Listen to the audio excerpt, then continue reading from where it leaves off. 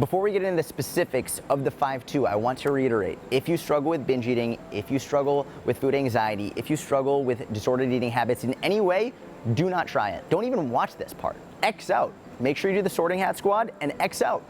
Don't watch this. I mean it. This is a type of intermittent fasting, so if you want to learn more about intermittent fasting, if it's right for you, I have an entire course on it, a free video course, in my opinion, one of my best videos ever, because it really explains parts of intermittent fasting that most people never discuss. The link to that is in the description, and now I want to talk to you about the specifics of this method.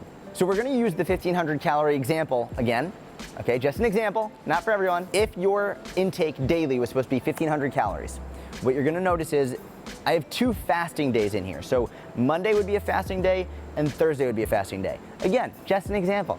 You can structure it however you want. But the point of this is basically you have 2 fasting days every week and 5 non-fasting days where basically you just eat more calories. Again, the whole purpose is to make sure that at the end of the week, your calorie intake would be the same regardless of whether you're doing the straight deficit, the alternate deficit, the weekend warrior, or 5-2. You make sure at the end of the week, your calories are where they should be. So for example, if you didn't want to do 2 fasting days, you could just do 1, and then you would reduce the calories slightly and have 1 extra eating day. Again, if you struggle with disordered eating or binge eating or anything, do not do this one. It's gonna trigger something. I don't want you to do it.